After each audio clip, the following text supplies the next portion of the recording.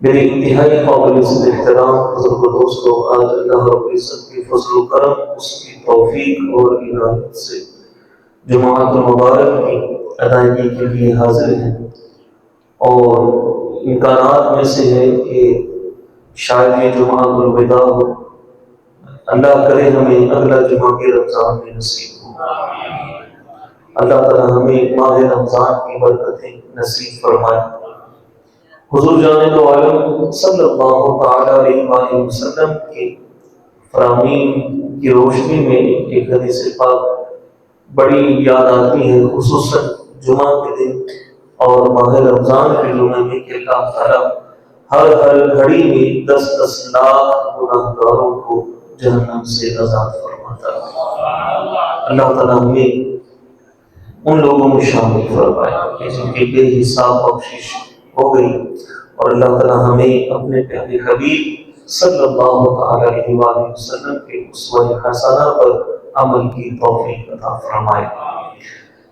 ترمذی شریف کی حدیث مبارکہ ہے، حضور جان دو عالم صلی اللہ تعالیٰ علیہ وآلہ وسلم کے پاس ایک صحابی رسول آئے، عرض کی یا رسول اللہ صلی اللہ علیہ وسلم، میں نے اپنے وظائف کے 4 حصے کیے ہیں، ایک حصہ میں آپ پر درود و سلام پڑھتا ہوں، اور 3 حصے میں دوسرے وظائف کرتا ہوں، حضور میرا یہ عمل کیسا ہے؟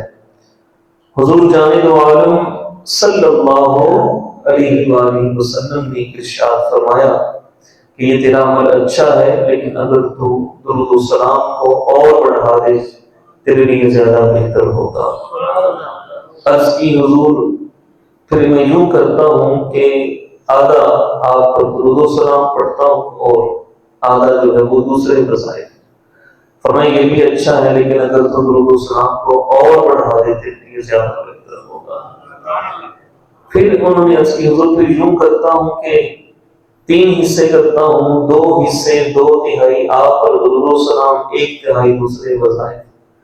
فرمایا یہ بھی اچھا ہے، لیکن اگر تو درود و سلام کو اور بڑھا دے تیرے لیے زیادہ بہتر ہے۔ عرض کی حضور سارا ہی درود پاک کر دوں؟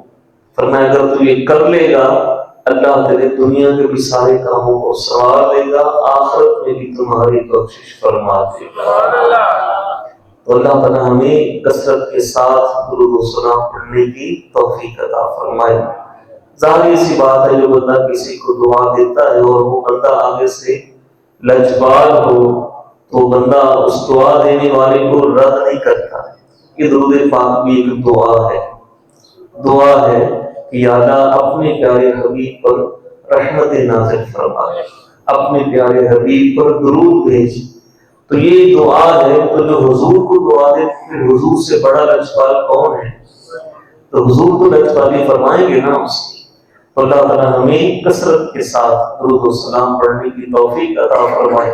بڑی محبت کے ساتھ کی دعا پھر پڑھنے کی، الصلاۃ والسلام علیکم یا سیدی یا رسول اللہ وعلی آلک واصحابک یا سیدی یا حبیب اللہ، الصلاۃ والسلام علیک یا سیدی یا رحمۃ للعالمین وعلی آلک واصحابک یا سیدی یا شفیع المسلمین۔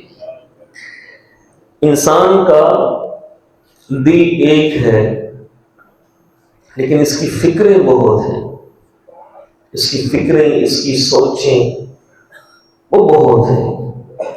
کسی کو اولاد کی طرف سے فکر ہے، کسی کو بیوی کی طرف سے فکر ہے، کسی کو اپنے کاروبار کی طرف سے فکر ہے، کسی کو روزگار کی طرف سے فکر ہے، کسی کو بیماری اس کی فکریں ہیں، کسی کو آپس کی مخالفتیں اس کی فکر ہے۔ یہ ساری فکریں دل پہ آتی ہیں، اور دل اسی وقت جو ہے وہ سیدھے رستے پہ رہتا ہے، ثابت رہتا ہے کہ جب بندے کا اپنے رب کے اوپر توکل مضبوط ہو۔ تو جب توکل، بھروسہ، یقین رب پہ ہوگا تو پھر اللہ تعالیٰ خود قرآن پاک میں ارشاد فرماتا ہے من یتوکل علی اللہ فہو حسبہ، کہ جو بھی اللہ پہ بھروسہ کرتا ہے اللہ تعالیٰ اس کے لیے کافی ہے، معافی ہے۔ آسان سی مثال صرف سمجھانے کے لیے، کوئی بندہ بڑا پریشان ہو اور لوگ اسے تنگ کر رہے ہوں، تو وہ اپنے گاؤں کے یا شہر کے بڑے بندے کے پاس جائے، اسے کہیں کہ فلاں بندہ مجھے بڑا تنگ کر رہا ہے۔ وہ جو بڑا بندہ ہے وہ اسے کہے کہ تو پریشان نہ ہو، میں تیرے ساتھ ہوں، تو پریشان نہ ہو، میں تیرے ساتھ ہوں۔ تو اب جو پریشان تھا اس کی پریشانی ختم ہوگی کہ یہ جو بڑا ہے نا، یہ جو چودھری ہے، یا یہ جو دنیاوی لحاظ سے اس کو اللہ نے مرتبہ دیا ہے، یہ اب میرے ساتھ ہے نا، اب وہ بندہ میرا کچھ بگاڑ نہیں سکے گا۔ یہ صرف سمجھانے کے لیے کہ اس کا بڑے کا ساتھ ہونے کی وجہ سے اس کی فکریں کم ہو گئی، پریشانیاں کم ہو گئی، جو اس کی سوچ تھی وہ کم ہو گئی۔ تو جس کے ساتھ رب ہو اس کی فکریں کہاں پہ ہو؟ جس کے ساتھ رب ہو، بس بندہ اپنے رب کے اوپر توکل جو ہے وہ مضبوط کرے، اپنے رب کے اوپر جو ہے وہ یقین مضبوط کرے۔ اللہ رب العزت قرآن مجید فرقان حمید میں ارشاد فرماتا ہے فَإِذَا عَزَمْتَ فَتَوَكَّلْ عَلَى اللَّهِ، کہ جب تم کسی کام کا ارادہ کر لو، پھر کام محنت تم کرو، کام تم کرو، لیکن نتیجہ اللہ پہ چھوڑ دو۔ فَتَوَكَّلْ عَلَى اللَّهِ، اللہ پہ بھروسہ کرو۔ ان اللہ یحب المتوکلین، اللہ تعالیٰ بھروسہ کرنے والوں سے محبت بھی فرماتا ہے، محبت بھی فرماتا ہے۔ اور ایک ہوتے ہیں ظاہری اسباب، ایک ہوتے ہیں باطنی اسباب۔ ان سب اسباب کو پیدا کرنے والا وہ رب کریم ہے۔ کوئی چیز بھوک لگی ہے، کھانا چاہیے، اب بھوک مٹانا یہ کیسے مٹے گا؟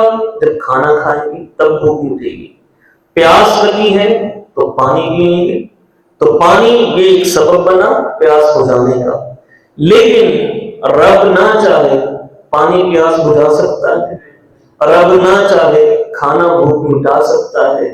تو سارے کے سارے اسباب کس کے محتاج ہوئے؟ رب کے محتاج ہوئے۔ جو بندہ رب کے اوپر ہی یقین کر لے گا تو پھر اللہ تعالیٰ اس کے سارے کاموں کو سنوارتا چلا جائے گا۔ انبیاء کرام علیہ السلام کے واقعات کا آپ جو ہے وہ معاملہ دیکھیں، ان کی سیرت مبارکہ کو پڑھیں۔ انبیاء علیہ السلام کی قرآن پاک میں جا بجا مقام پر اللہ تعالیٰ نے نبیوں کے مقامات کا ذکر کیا کہ جہاں جہاں پر بندے کو کوئی رستہ نہیں نظر آتا۔ حضور جان عالم صلی اللہ علیہ وسلم ہجرت کی رات آپ جناب صدیق اکبر کے ساتھ غار ثور میں پہنچے۔ اب غار ثور میں جب پہنچے تو وہاں پر 2-3 دن آپ وہاں پر رہے۔ پیچھے سے کفار مکہ وہ سب آپ کو ڈھونڈنے کے لیے نکلے، حضور کو جناب صدیق سب آپ کو ڈھونڈنے کے لیے نکلے۔ اب آپ صلی اللہ علیہ وسلم کا جو غار میں کون کون تھے؟ 2 ہی تھے، ایک حضور تھے اور دوسرے صدیق اکبر رضی اللہ تعالیٰ عنہ، یہ 2 تھے۔ صدیق اکبر رضی اللہ تعالیٰ عنہ پریشان تھے کہ کہیں ہم پکڑے نہ جائیں، بلکہ اپنی جان کا نہیں تھا، انہیں سرکار کا تھا۔ لیکن حضور کے توکل کا عالم دیکھیے جب بندہ پریشان ہوتا ہے پھر سوتا نہیں ہے، پھر وہ سوتا نہیں ہے، پھر وہ آرام نہیں کرتا۔ جب بندہ پریشان ہوتا ہے اسے نیند نہیں آتی، سکون نہیں آتا۔ لیکن معاملہ دیکھیں، حدیث مبارکہ کا مطالعہ کرتے دیکھیے آپ کہ غار میں صدیق اکبر وہ مغموم ہے، پریشان ہے، غمگین ہے کہ کہیں پکڑے نہ جائیں، لیکن حضور جناب صدیق اکبر کی زانوں پر اپنا سر رکھ کر آرام کر رہے ہیں، سر رکھ کر آرام کر رہے ہیں حضور۔ اب حضور کو بھی تو پتا ہے نا کہ مجھے تلاش کرنے کے لیے لوگ نکلے ہیں، مجھے تلاش کرنے کے لیے کافر نکلے ہیں، پورے کے پورے انہوں نے انعامات کا اعلان کیا ہے، حضور کو بھی پتا ہے، لیکن حضور کا توکل کس پر تھا؟ اللہ پر تھا، اللہ پر توکل تھا۔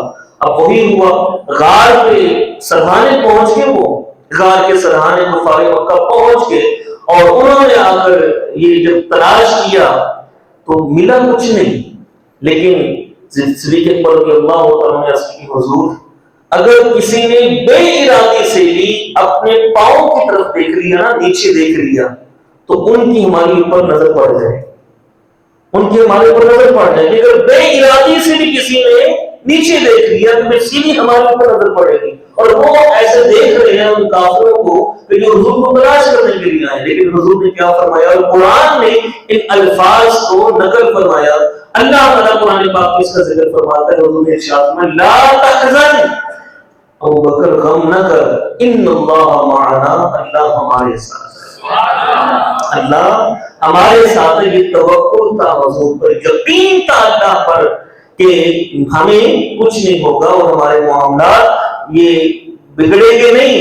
جب اللہ میں توکل ہے تو پھر اللہ تعالیٰ ہمیں پاک لگائے گا، پھر وہ نامراد لوگ تھے۔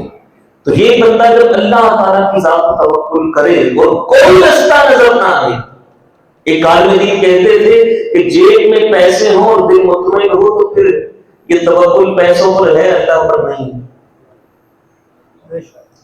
دل مطمئن، بھئی پیسے نہیں ہے کہاں سے کھائیں گے، پیسے نہیں ہے کہاں سے لیں گے، پیسے نہیں، یہ نہیں، بھئی پیسہ دیتا ہے کہ رب دیتا ہے؟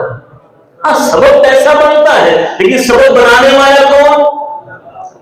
حضور ارشاد فرماتے ہیں، فرمایا کہ تم اگر پرندے جیسے اللہ پر توکل کرتے ہیں، پرندے جیسے اللہ پر توکل کرتے ہیں، اگر تم ویسے توکل کرتے تو تمہاری کیا ہی بات تھی کہ پرندے صبح خالی پیٹ نکلتے ہیں اور جب واپس آتے تو ان کے پیٹ بھرے ہوئے ہوتے ہیں، ان کا کوئی راشن گھر میں موجود ہوتا ہے، ہاں کوئی راشن گھر میں کوئی رکھا ہوتا ہے، انہوں نے جو مہینے کا لے کے رکھا ہوا ہے کہ کچھ نہیں رکھا ہوتا، بس ان کا ایک رب پر یقین ہوتا ہے کہ رب ہمیں رزق دے گا، اور پھر جس جو رب پہ بھروسہ کرتا ہے اللہ اس کے لیے کافی ہے، کافی ہے۔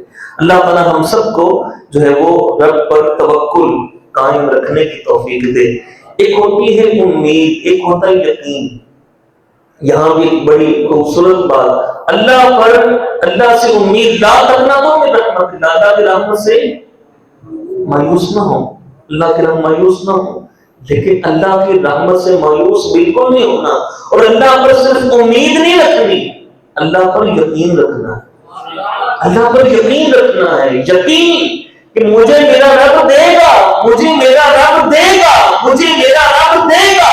اور بندہ جب کسی کے اوپر مان کرتا ہے نا کہ یہ بندہ مجھے دے گا، تو وہ آگے سے بندہ اجبار ہو وہ اسے دیتا ہے، تو رب سے بڑا سبھی کون، رب سے بڑا جبار کون، رب سے بڑا دینے والا کون؟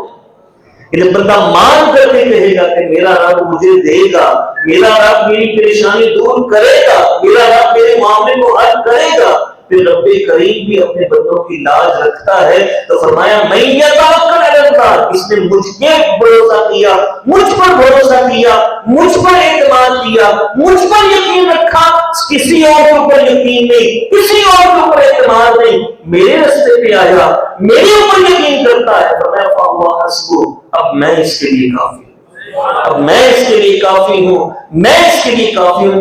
لفظوں کا مزہ لیجیے، یہ قرآن کے الفاظ ہیں، فَهُوَ حَسْبُهُ، فَهُوَ حَسْبُهُ، اللہ فرماتے ہیں میں اس کے لیے کافی ہوں، کافی ہوں میں اس کے لیے۔ اب جس کے لیے اللہ کافی ہو گئے اسے کسی اور کی ضرورت نہیں ہے۔ اللہ تعالیٰ ہمیں تو کامل توکل کی توفیق عطا فرمائے۔ اور پھر آپ صلی اللہ تعالی علیہ وسلم نے غزوہ بدر میں نکلے، حضور صلی اللہ علیہ وسلم باقاعدہ جنگ کے لیے نہیں آئے تھے۔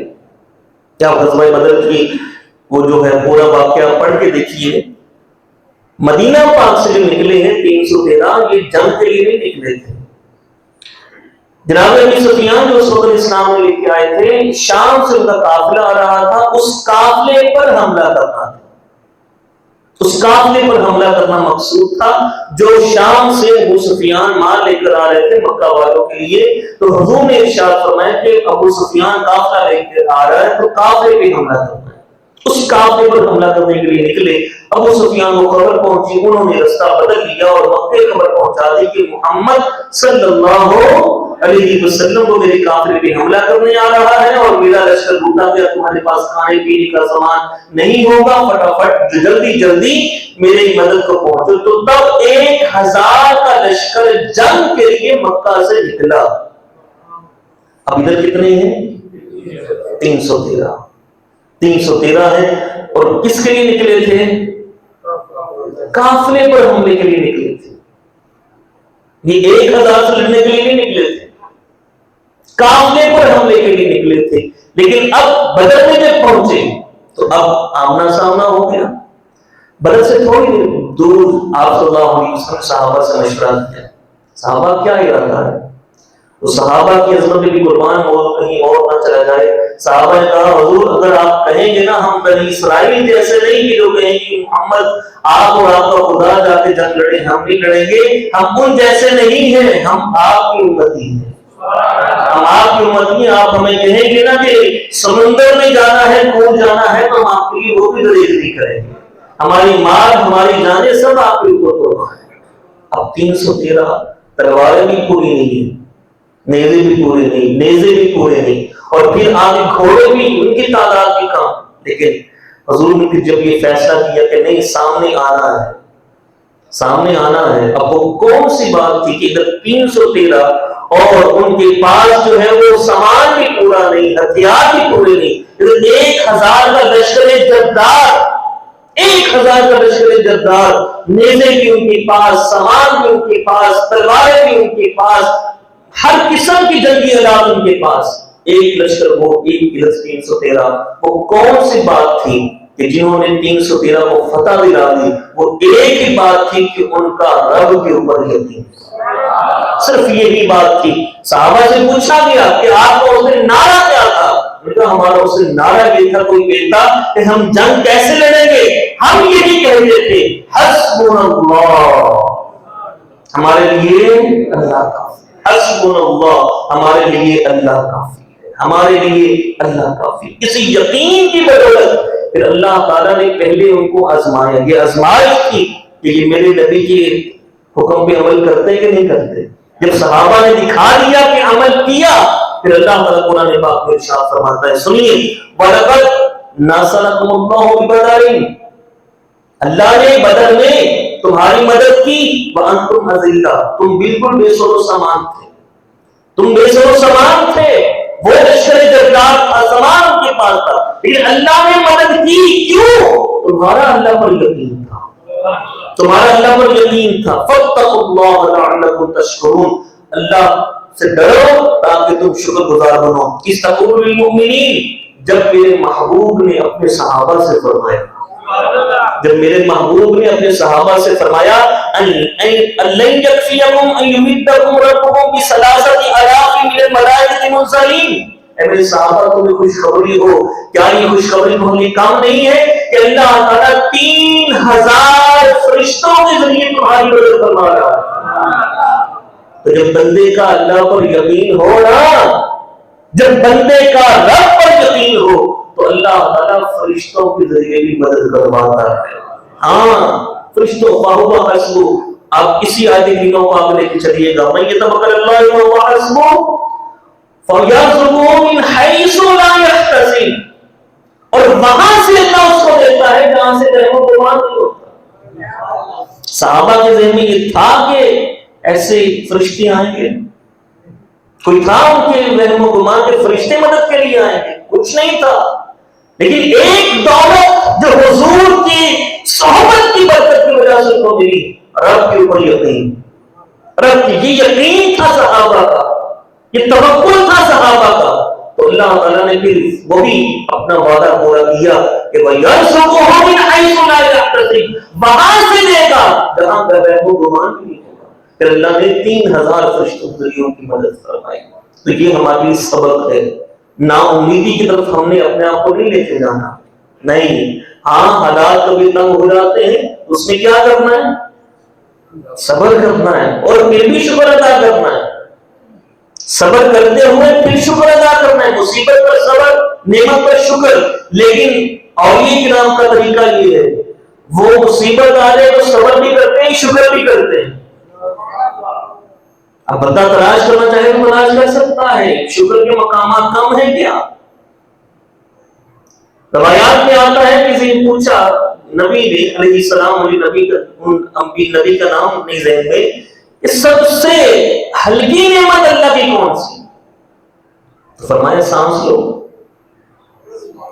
सांस लो, सांस लिया, कहा ये मेरी सबसे छोटी नेमत है, ये मेरी सबसे छोटी नेमत। और सांस अगर अटक जाए ना, हाँ, सांस अटक जाए تو وہ تکلیف ہوتی ہے جو بیان سے باہر ہے. سلنڈر لگانا پڑے نا آکسیجن کا تو دن کے 30 25 35 ہزار چاہیے آپ کو, لیکن یہ سانس کا آنا جانا ہے کس کی نعمت ہے؟ اللہ کی نعمت ہے. اب اللہ تعالیٰ فرماتا ہے کہ میں بھی بیان یہ کر رہا تھا کہ اگر آ جائے نا تو ایسے حالات تو پھر کیا کرنا ہے, بولے پھر بھی شکر. ایک اللہ کے ولی تھے, ان کے ہاتھ پہ زخم, گہرا زخم, ہڈی نظر آنے لگ گئے. لوگ عیادت کے لیے آئے, انہوں نے کہا حضور کیسا حال ہے؟ کہا اللہ کا شکر ہے, اللہ کا شکر ہے. حضور آپ شکر ادا کر لیں. کہا کیوں نہ شکر ادا کروں؟ اس پر اللہ کا شکر یہ نہیں ہے کہ یہ زخم یہاں پہ بن گیا, یہاں پہ بن جاتا تو کیا کرتا ہے, آنکھ پہ بن جاتا تو کیا کرتا ہے, وہ میرے کسی اور نازک حصے پہ بن جاتا تو میں کیا کرتا. یہ اللہ کا شکر نہیں, اللہ نے میرے ہاتھ پہ زخم دیا, ٹھیک ہو جائے گا. تو بندہ شکر کے مقامات دیکھنا چاہے تو وہ بھی کام نہیں, تو بندے کو ناشکرا نہیں ہونا چاہیے. محمود ایاز بڑی ان کی ایک عجیب و غریب محبت کی کہانی ہے. محمود آقا ہے, ایاز وہ نام ہے. خربوزہ دیا ایاز کو محمود نے, خربوزہ کھاؤ. ایاز نے خربوزہ کاٹا, کھایا. دوسری وہ بھی کھائی, تیسرا دیا وہ بھی کھایا. ایک خربوز بنا لیتے ہیں نا اس کی کشت ہے, ایک کھائی, دو کھائی, تیسری کھائی. کہا بڑا مزے کا ہے. ایاز نے کہا حضور بڑا مزے کا ہے, لا مجھے بھی دکھاؤ. نہیں حضور آپ نے نہیں کھانا, آپ نہ کھائیں. نہیں مجھے دو. نہیں حضور آپ, میں یہ میرا ہی ہے, میں نہیں کھانا ہے. اور نہیں دو تو صحیح نا. محمود نے لیا تو ایک اس نے لی, بائٹ لی ایک, تو کڑوا تھا, بہت کڑوا. محمود نے کہا یار یہ کیا, یہ تو کڑوا ہے, تو مزے لے کے کھا رہا ہے. کہا آقا ساری زندگی نعمتیں آپ کی کھائی, ساری زندگی شاندار نعمتیں آپ نے کھلائی ہیں, تو یہ کڑواہٹ تھوڑی سی مل گئی تو اس لیے میں کیوں منہ بناؤں. تو جی سونا میرے دکھ بھی سکن چلے پاواں, یہ مقام ہے مقام تسلیم و رضا. تو بندے کا یہ جمعۃ الوداع بھی ہو سکتا ہے, لیکن ہمارا تعلق اپنے رب کے ساتھ اس قدر مضبوط ہونا چاہیے. رستہ نظر نہیں آ رہا, لیکن یہ یقین ہو دل میں اللہ میرے لیے رستہ بنائے گا, اللہ میرے لیے رستہ بنائے گا. پھر اللہ تعالیٰ اس کے رستے بناتا ہے. اللہ تعالیٰ ہمیں اس کی توفیق عطا فرمائے. حضور جانب عالم صلی اللہ تعالی علیہ وآلہ وسلم نے ارشاد فرمایا, جس دن مومنین اپنی قبروں سے اٹھائے جائیں گے تو ان کی نشانی یہ ہوگی, لا الہ الا اللہ وعلی اللہ فلیتوکل المؤمنون. اللہ کے سوا کوئی معبود نہیں اور اللہ ہی پر ایمان والے بھروسہ کرتے ہیں. ہمارا بھروسہ اللہ پر تھا, ہمارا بھروسہ اللہ پر تھا, تو اللہ تعالیٰ ان کو جب اٹھائے گا ان کا نعرہ یہ ہوگا. اللہ تعالیٰ ہم سب کو اپنی ذات پر کامل توکل کی توفیق عطا فرمائے. اور بعض اوقات کوئی معاملہ ہو جاتا ہے, اب یہ ہو رہا ہے وہ ہو رہا ہے, حالات سازگار نہیں ہو رہے, اس میں بھی بہتری ہے. ہاں بہتری ہے, اللہ کے ہر کام میں بہتری ہے. ہو سکتا ہے تمہارے حالات سازگار رہتے, تمہارے معاملات چلتے رہتے, تمہارا ایمان ہی سلامت رہتا. ایسے واقعات نہیں ہوئے. حضور کے زمانے میں بھی ایسے شخص تھے کہ ان کے جب وہ تنگی کی حالت میں تھے تو ایماندار, وہ آپ کو یاد ہے نا وہ سالبہ والا واقعہ, کئی دفعہ میں نے سنایا. تنگی کی حالت میں تھے تو ایماندار, اور جب کشائش ہوئی, بڑی روزی, حالات سازگار ہوئے, پھر ایمان بھی جاتا رہا. تو مومن کے پاس سب سے قیمتی چیز کیا ہے؟ ایمان. ایک شعر ہے, پچھلے دنوں میں نعت پڑھ رہا تھا, شاید پچھلے دنوں کی بات ہے, قربان میں ان کی بخشش کے مقصد بھی زبان پر آیا نہیں, بن مانگ دیا اتنا دیا, دامن میں ہمارے سمایا نہیں. اچھا یہ شعر پڑھا نا تو ذہن میں سوال, یاسر یہ بھی کام نہیں ہوا, یہ بھی کام نہیں, یہ بھی کام نہیں, تو ہم کیا کہہ رہے ہیں؟ قربان میں ان کی بخشش کا مقصد بھی زبان پر آیا نہیں. اچھا اس کا اگلا شعر کیا ہے کہ قرآن ملا ان کے صدقے, قرآن ملا ان کے صدقے, ایمان ملا ان کے صدقے, اور رحمان ملا ان کے صدقے. تو کیا ہے جو ہم نے پایا ہے؟ تو ہمارے پاس سب سے قیمتی چیز ہی کیا ہے؟ باقی یہ جو ہے یہ جیسے جب اللہ کو چاہے گا تو اللہ ہمیں ہر سازگار کر دے گا. ایک شخص نے کہا بڑی مہنگائی ہو رہی ہے تو اللہ کے ولی نے کہا ہمیں کیا پریشانی، ہمیں کیا پریشانی، پہلے بھی رزق اللہ دیتا تھا، اب بھی رزق کس نے دینا ہے؟ رب نے دینا. اس میں کون سی بات ہے؟ پہلے کو رازق اور تھا، اب وہ رازق بدل گیا ہے، پہلے بھی رازق اب بھی کون ہے؟ تو جب بندہ رب پہ توکل کرتا ہے، یقین کرتا ہے، اس کی فکریں دور ہو جاتی، پریشانیاں دور ہو جاتی، پھر اس کی لو ہے، اس کا جو کنیکشن ہے وہ رب کے ساتھ ہو جاتی ہے. جس کی کنیکٹیویٹی رب کے ساتھ ہو گئی نا، تعلق رب کے ساتھ بن جائے، پھر لا تحزنوا لا خوف علیہم ولا تحزن، وہ پھر کوئی خوف بھی نہیں ہوتا اور وہ غم بھی نہیں کرتے. اللہ ہمیں اس کی توفیق عطا فرمائے. تو اب میں بات یہ کر رہا تھا کوئی آگے ٹینشن اب کیا ہے، کیا کریں بھئی اللہ کی مرضی، یا اللہ یہ دے یہ دے یہ دے، رب نہیں دے رہا، رب نہیں دے رہا. اچھا اب کیا ہے؟ پھر بھی رب پہ یقین رکھو. کیوں؟ قرآن پاک میں عَسَىٰ أَن تَكْرَهُوا شَيْئًا فَهُوَ خَيْرٌ لَكُمْ، کہ بہت دفعہ یوں ہوتا ہے کہ جس چیز کو تم ناپسند کرتے ہو وہ تمہارے لیے بہتر ہوتی ہے.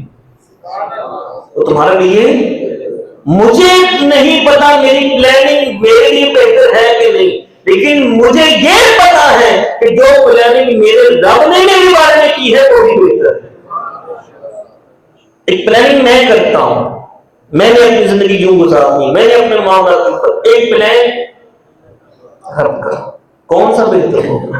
اللہ فرماتے ہیں عَسَىٰ أَن تَكْرَهُوا شَيْئًا، جس چیز کو تم ناپسند کرتے ہو فَهُوَ خَيْرٌ لَكُمْ، تمہارے لیے بہتر ہوتی ہے. وَعَسَىٰ أَن تُحِبُّوا شَيْئًا، اور جس چیز کو تم پسند کرتے ہو فَهُوَ شَرٌّ لَكُمْ، وہ تمہارے لیے بری ہوتی ہے. آگے اللہ فرماتا ہے وَاللَّهُ يَعْلَمُ وَأَنتُمْ لَا تَعْلَمُونَ، اللہ جانتا ہے تم نہیں جانتے، اللہ جانتا ہے تم نہیں جانتے. اب ہمارا اس میں کیا رہ گیا؟ ہمیں اپنی زندگی ہم نے کوشش کرنی ہے، ہم نے کوشش کرنی ہے. تو اب جیسے جیسے اللہ دیتا جائے ویسے ویسے دیتے جانا.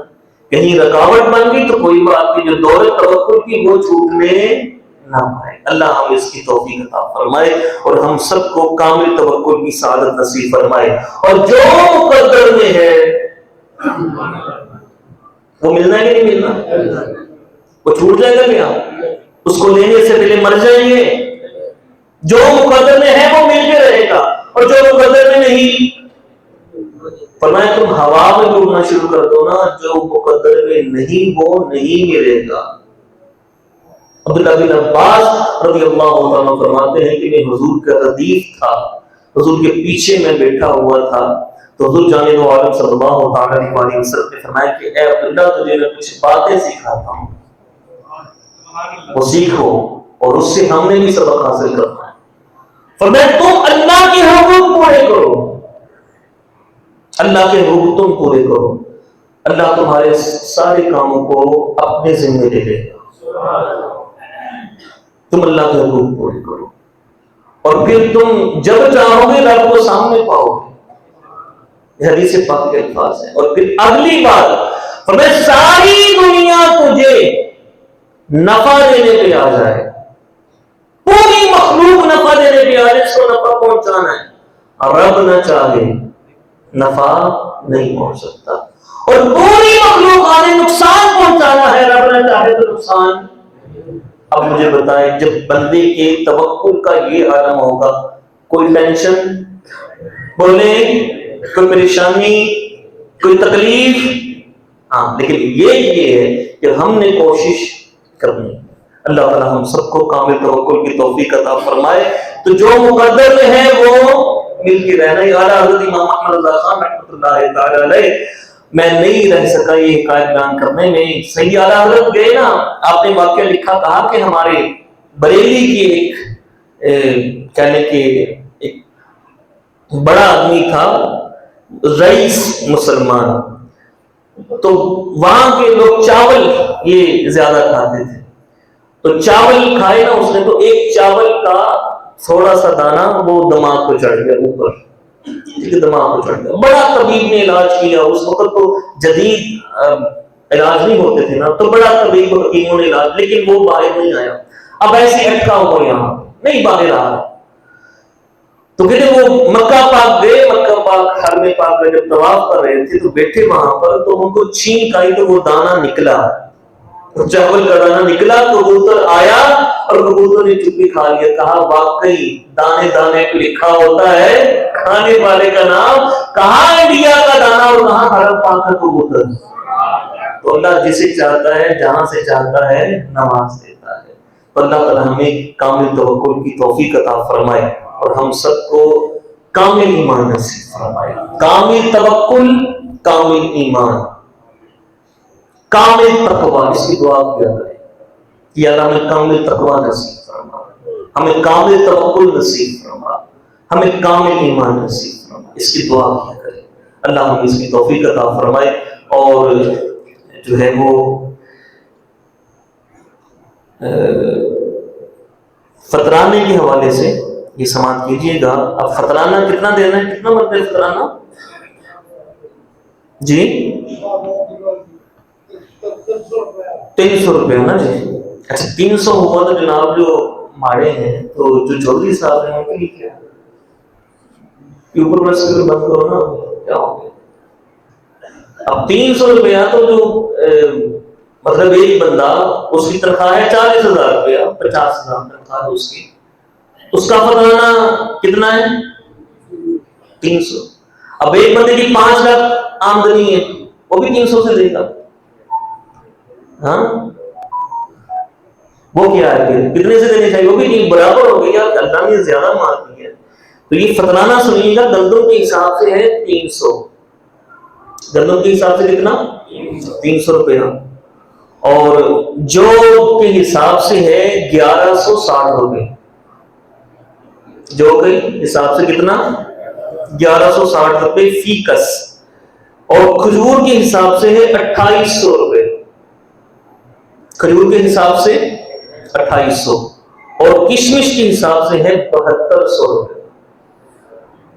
اب جس کو جتنا دیا ہے نا اتنا ہی فطرانہ کرے. ٹھیک ہے. اب یہ نہیں کہ 300 ہے تو 300 ہی. اب یہ میں یہ فتویٰ تو نہیں دوں گا کہ کوئی کروڑوں پتی ہے وہ 300 کے حساب سے دے گا تو اس کا ادا نہیں ہوگا، ادا ہو جائے گا، لیکن وہ دیکھے تو صحیح کیا کر کے رہا ہے. یہ 40-50 ہزار والا بندہ وہ بھی 300 دے رہا ہے، اور مجھے اللہ نے 5 لاکھ 10 لاکھ ماہانہ میری آمد، میں بھی 300 دے رہا ہوں. کہ بات کرنے والی کس کی راہ میں دے رہے ہیں، تو کس حساب سے دینا ہے؟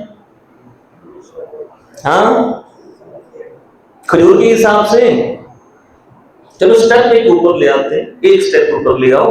یہ جو ہے نا جو کا جو کے حساب سے کتنا ہے 1160 روپے فی کس. 1160 کتنے افراد ہوں گے؟ 5 ہوں گے، 6 ہوں گے، یعنی جتنے افراد ہیں نا گھر کے، اس میں ماں باپ اگر آپ کے پاس، بلکہ میں یوں نہیں کہتا، اگر آپ ماں باپ کے پاس رہتے ہیں، ماں باپ نہیں ہمارے پاس رہتے ہوتے، نہ نہ نہ، ہم ماں باپ کے پاس رہتے، چاہے ماں باپ بوڑھے ہو جائیں، چاہے ان کی برکت سے اللہ نے ہمیں الگ سے اپنا گھر دے دیا اور وہ ہمارے نہیں، ہم ان کے پاس رہ رہے ہیں.